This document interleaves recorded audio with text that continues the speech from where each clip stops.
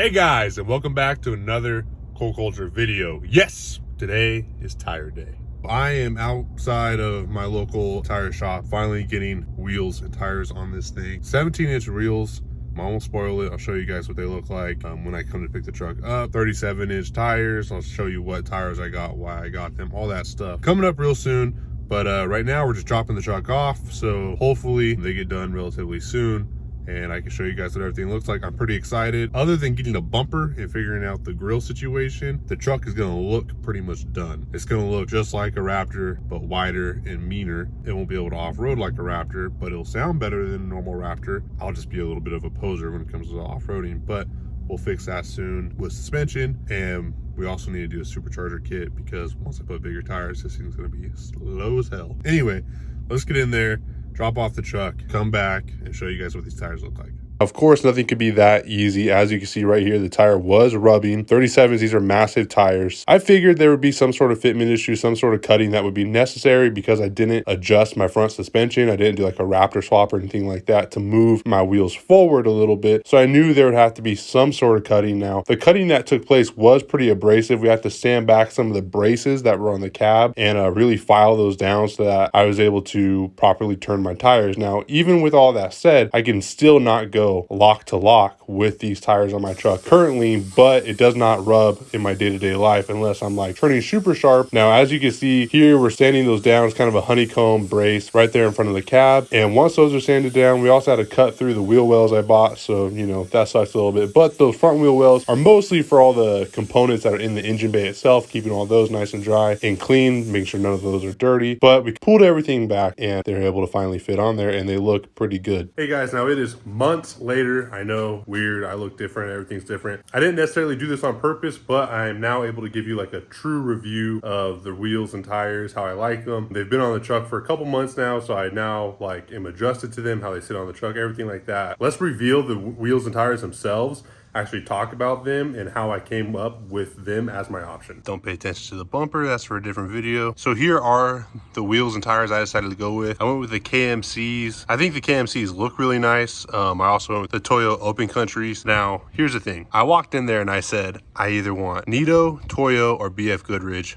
Which ones have a deal right now? Which ones are cheapest right now? Because they're always changing. It depends on your dealer, who you're going through, who they're going through, if they have a deal with them. And then I said, I want matte black or just black 17-inch rims with a -12 offset. Now, I do have to run wheel spacers on all of these because I haven't adjusted the suspension. And I still haven't adjusted the suspension months later. But I literally just went with the cheapest option I could. You know, this whole build takes a lot of money.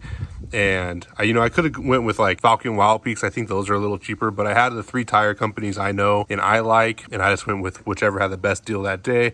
And then I just needed 17-inch black wheels. I'm not a big wheels guy. I don't like the deep dish look. I don't like any like looks like that. So as long as they're black, I knew it would look good no matter what. I think they're a good fit for the truck. Okay, so real quick, let's talk about power loss with these bigger tires. Now, there is some power loss. Without a doubt, if I were to race a guy who had stock tires, he'd probably beat me.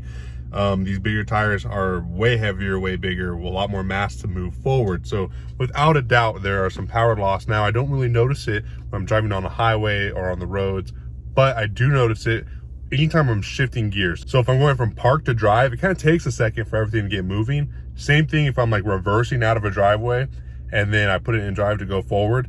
It feels like something's turning and then it catches and then keeps going. I really can't show it to you guys on camera and it's kind of hard to explain. If you guys have bigger tires on your 5.0, you'll probably know what I'm talking about. Now, I do have the 373 rear end and I think that helps out a little bit, but I would not re-gear for 37s because I don't think 37s are big enough.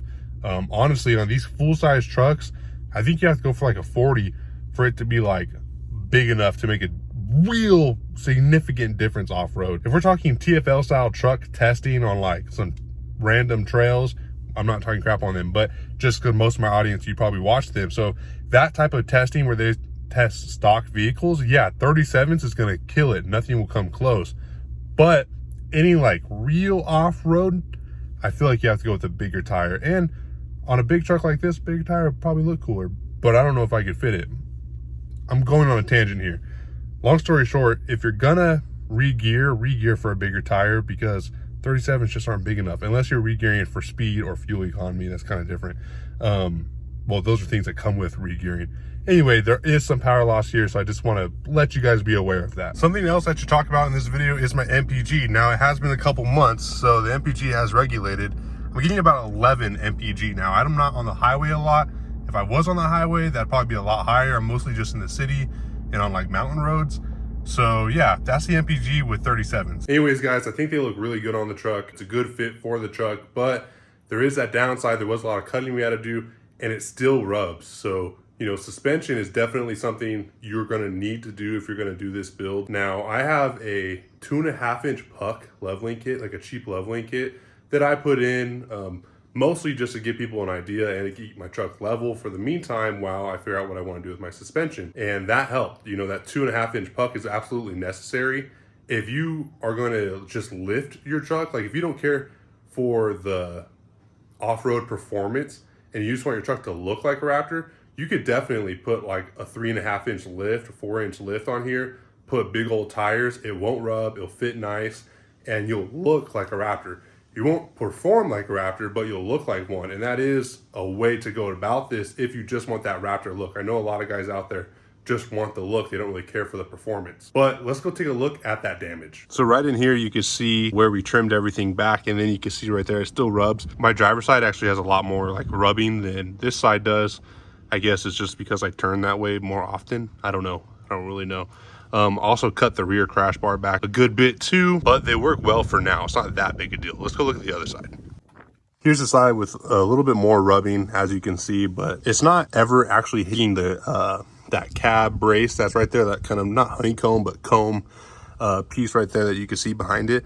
It's not really ever hitting that. It's usually just hitting this wheel well liner. So if I trim the wheel well liner up a little bit more, I'm sure it would pretty much never rub. But you know, I basically can't off-road this thing because any angles is going to throw this tire up into the wheel well more. So I definitely need to change this, my suspension, before I can do any off-roading of any kind. Like I said, this is all really expensive. You know, I'm just doing it piece by piece. I'm not some like rich YouTuber or guy with a job that makes me rich. You know, I have a job good enough to get this truck, but again, I live at home. You know, I live with my parents. So if you guys are trying to do a build like this, just have realistic expectations. You know, if the truck works and it looks good, just drive it until you can get the other parts. It's not that big a deal. Now, are you going to be a poser? Absolutely. Am I a poser right now? Absolutely. But it's not really that big a deal. Alrighty, guys, that is going to be it for today's upload. If you like what you see here, please, please, please subscribe. It definitely helps me out. The journey with this truck is far from over, and there's still a lot more to go. Don't really pay attention to the bumper. If you want to see the bumper and more videos on the bumper, that's coming soon. That's probably going to be the video after this video, so I guess it's a little sneak peek on that. But thank you guys so much for watching. There's still a lot of work to this. If you like what you see here, if you want to tag along for the journey, please make sure you subscribe, and I'll catch you guys next time. Peace.